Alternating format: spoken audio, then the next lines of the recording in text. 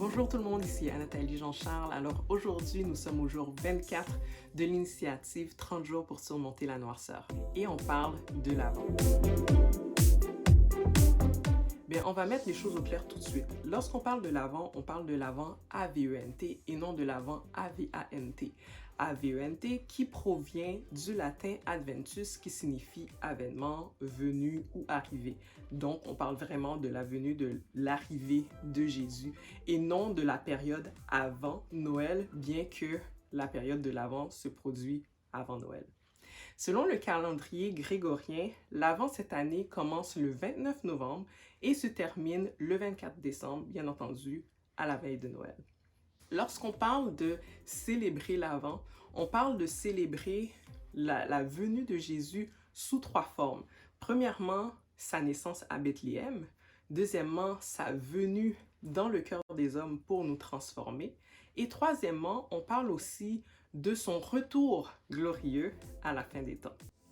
Initialement, lorsqu'on parlait de l'Avent, on parlait un peu d'une période comme le carême. Donc, c'était une période de restriction où est-ce que les gens jeûnaient, faisaient pénitence, où est-ce qu'ils se mortifiaient pour pouvoir se préparer aux fêtes de la Nativité. Par contre, la pratique entourant les fêtes de la période de l'Avent a changé, s'est transformée au cours des derniers siècles pour laisser la place vraiment à une période où la symbolique, c'est vraiment autour de l'espérance puis de l'attente de la fête de la Nativité. On invite en fait le chrétien à préparer son cœur à la fête de la Nativité et à reconnaître ce que Jésus a fait pour eux, l'œuvre de Jésus à la croix, l'œuvre du fait qu'il soit venu pour nous amener la lumière, pour nous sauver, puis de réfléchir en fait à l'incidence que ça a sur notre propre vie spirituelle. Donc voici ce à quoi ressemble maintenant la signification et la symbolique autour de la période de l'Avent. On peut se demander pourquoi parler de l'Avent dans le cadre de l'initiative des 30 jours pour surmonter la noirceur. En fait, c'est très clair. Lorsque j'ai débuté cette initiative-là, il y avait beaucoup de choses qui me venaient à l'esprit. Puis une des choses qui me venait à l'esprit, c'est que pendant le mois de novembre, c'est beaucoup plus dur au niveau du moral, c'est beaucoup plus difficile parce que la lumière baisse. La lumière baisse, il commence à faire froid, puis en fait, il y a toutes sortes de circonstances autour de nous qui font en sorte que ça devient plus difficile de demeurer motivé au niveau spirituel puis au niveau aussi de notre santé mentale. Donc, pour moi, c'était évident qu'il y avait un contexte particulier qui faisait qu'il fallait prendre des initiatives, faire attention, mettre des choses en place pour pouvoir garder notre morale à un certain niveau, pour pouvoir protéger notre santé mentale. Puis, le fait de parler de l'Avent aujourd'hui, ça a toute sa pertinence parce que l'Avent, c'est la période effectivement qui voit la lumière continuer à se décliner, mais c'est dans l'espérance de voir la lumière revenir. Et la lumière, c'est quoi? Jésus est venu sur la terre et c'est lui la lumière, c'est la lumière du monde. Il est venu pour éclairer les ténèbres qui est dans le cœur des hommes et qui est dans le monde spirituel terrestre. Donc, c'est ça en fait, c'est là toute la pertinence en fait de parler de l'Avent dans le cadre de cette initiative-là où on est dans l'attente, dans l'espérance de voir la lumière revenir parce qu'on s'entend bien qu'à partir du 21 décembre, les journées commencent à s'allonger et donc la lumière prend du progrès et la noirceur recule de plus en plus. Donc voilà la nécessité de parler de l'Avent dans le cadre des 30 jours pour surmonter la noirceur. Alors, je vous propose 4 initiatives pour célébrer l'Avent cette année. C'est sûr qu'on s'entend que cette année, les fêtes vont être très différentes de ce qu'elles ont été plutôt au cours des dernières années. Donc, on n'aura pas toute cette frénésie autour de la préparation des soupers de Noël, autour de l'organisation des déplacements, d'aller chez l'un, d'aller chez l'autre, autour de l'achat des cadeaux, autour même de la préparation des spectacles de Noël, que ce soit au niveau des écoles ou même de l'Église. Donc cette année, c'est vraiment différent. On est dans un contexte où on est forcé un peu de ralentir. Toutefois, le fait qu'on soit forcé de ralentir n'est pas nécessairement un gage de succès pour cette période de l'Avent. Et je vous explique pourquoi. Parce que c'est peut-être aussi un prétexte pour devenir plus paresseux spirituellement. C'est un prétexte pour se dire, ben, de toute façon, cette année, on fera rien, donc on va tout simplement regarder des films de Noël. On prépare, on a moins tendance à vouloir préparer un peu Noël. Alors que Noël, même si on s'entend que Jésus n'est pas né le 24 décembre, Noël c'est quand même une fête importante parce que justement elle signifie, elle marque la venue de Jésus, elle marque le début de notre salut, de l'espérance de notre salut, parce que s'il n'était pas venu, il ne serait pas mort et nous ne serions pas sauvés. Et donc c'est quand même important de souligner ça, le fait qu'il soit venu, puis de quand même développer un contexte où nous pouvons célébrer cette fête spirituelle qui est importante. Et donc, dans cette optique, je vous propose, comme je vous dis tout à l'heure, 4 façons que vous pouvez mettre à profit cette période-là. La première, c'est si vous avez l'application YouVersion sur votre téléphone, c'est tout simplement de vous inscrire à un plan de lecture sur l'Avent. Il y a plusieurs plans de lecture possibles.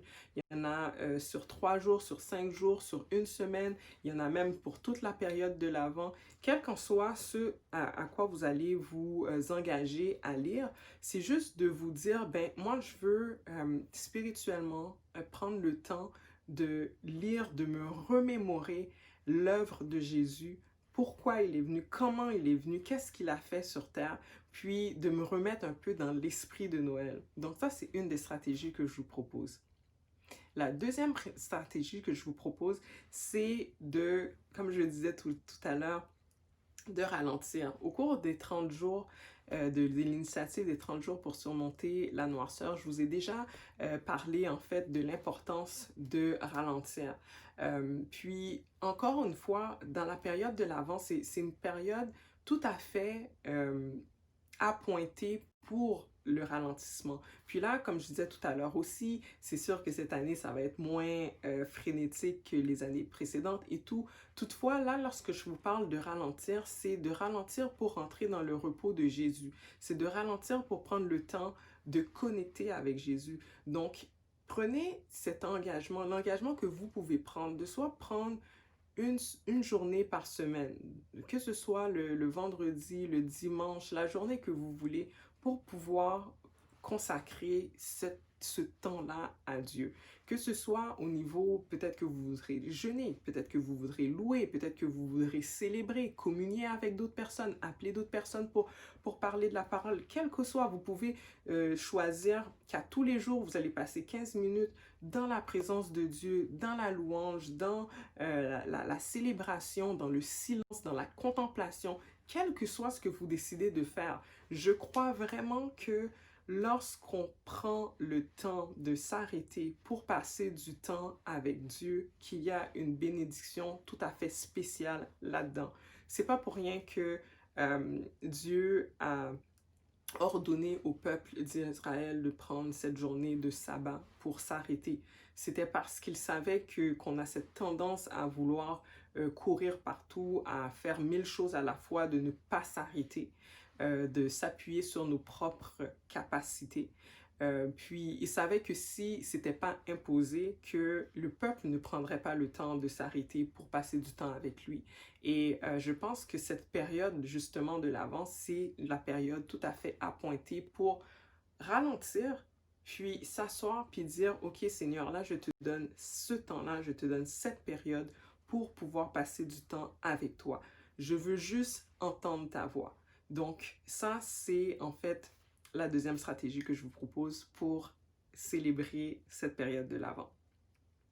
La troisième stratégie que je vous propose est en lien en fait avec les deux premières. Donc on a parlé de passer du temps dans la lecture avec un plan de lecture, on a parlé de ralentir.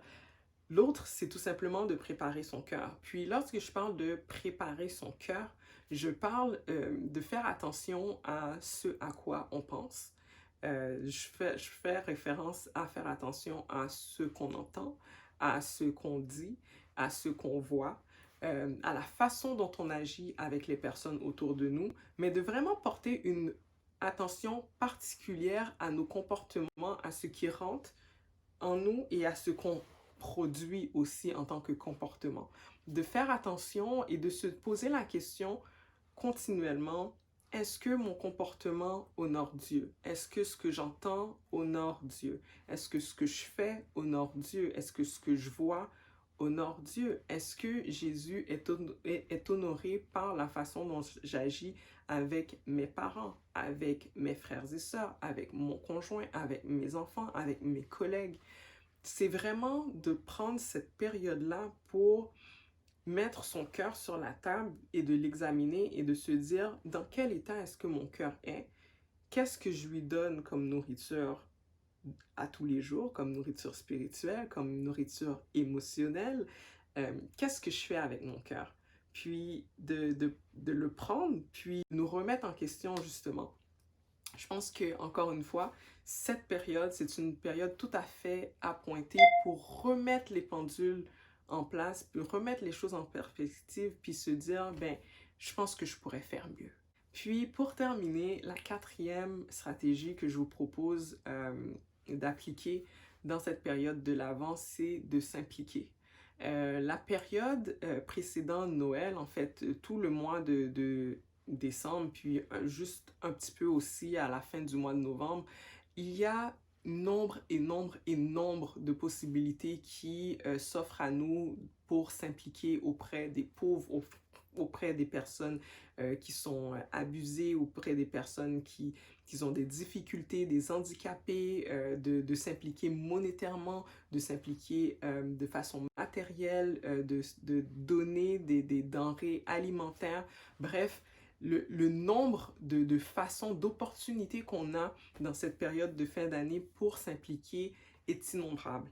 Et je vous invite en fait cette année à peut-être changer la cadence, à changer votre rythme. Oui, de ralentir, mais aussi d'intégrer d'autres choses que vous ne faisiez peut-être pas de façon régulière, puis que vous vous dites, ben, cette période-là, je veux m'y consacrer davantage. Donc, pour donner du temps à l'Église, pour donner du temps à des organismes, pour communiquer avec d'autres personnes, quelle qu'en soit la stratégie que vous allez employer pour vous impliquer, que ce soit de donner plus, faites-le de bon cœur, comme pour le Seigneur et non pour les hommes.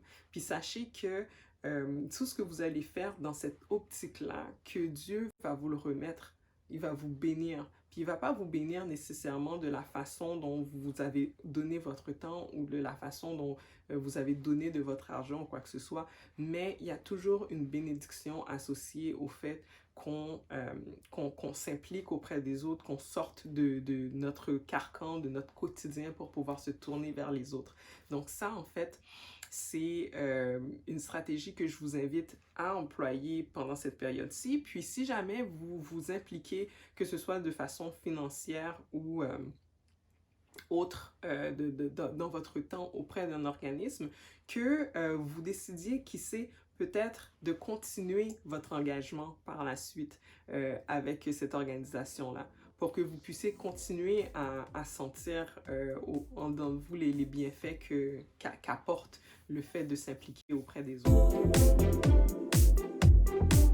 Ben, en fait, d'après ce qu'on sait, ça proviendrait ça date à peu près du 19e siècle, je m'excuse, en Allemagne, où les familles protestantes auraient eu pour habitude de mettre des images pieuses ou une citation de l'Évangile ou même une bonne action à accomplir tous les matins et ce pendant 24 jours précédant Noël.